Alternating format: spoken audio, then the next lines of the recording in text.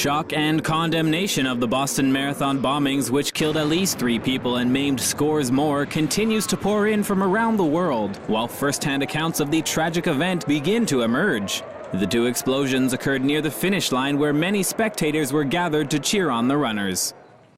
Doctors treating the wounded have praised the Israeli training the first response team received. Some who were injured in the attacks lost limbs, and many were suffering from shrapnel wounds. There's a lot of small metal debris. Some people have asked already about whether these were BBs or they were parts of bombs, and I just don't think we're able to say whether these are small bits of metal that were placed there intentionally or whether they were just part of the environment that were involved in the blast. First-hand accounts from people at the site of the attack are telling a story of shock, fear, and carnage. I mean, there were just families all around us with kids, yelling and screaming, and we just wanted to try and get away as quick as possible.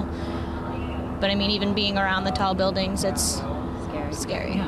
I thought of all those people standing there who were cheering us, and that they were families. They were people with baby strollers pushing their little tiny kids. We actually stopped for a second and then, just to kind of collect ourselves, and then heard the bomb, looked behind us and saw lots of smoke.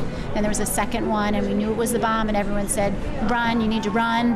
And so basically everyone started running as much as they could. And that's when the ambulances started coming by. Maybe 10, 12 ambulances started coming by, and the drivers did not look happy at all. They looked very upset. And that we couldn't see the patients in the back of the vans, but what we clearly could see was the fear and the terror in the eyes of the driver. The loud blasts reminded one spectator of his time in Restiv, Afghanistan. We were rooting on our friend. We were like, oh yeah, go. And then it was like, boom. And then, both of us, we've been to Afghanistan. You expect that there. I didn't expect that here. So, I was like, oh, celebration. So I was like, yeah, that's awesome. And then everyone started screaming and running towards us. And I was like, dude, what the going on? Everyone was like a bomb. And me and him jumped over the railing and ran down there. The nature of the attack, with one explosion followed closely by a second, left many race spectators disoriented. The one thing about it that made it so worse is that it was one bomb and then it was 2 bombs, and then you don't know where the bombs could be, and you don't know what direction really to run in. You could run in any direction, and a third one could come. If there was 1 and there was 2, there could be 3, and then there could be 4.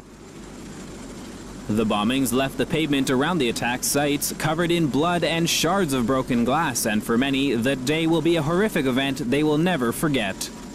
I've got that image and that sound. I'll never forget the sound, and I'll never forget the imagery I saw when I approached, before the second bomb went off, and I'll just never forget that mayhem that was going on during that time. But I just want to reiterate. President Barack Obama has vowed to hunt down and bring the perpetrators of this tragic event to justice. However, he has yet to label the event a terrorist act.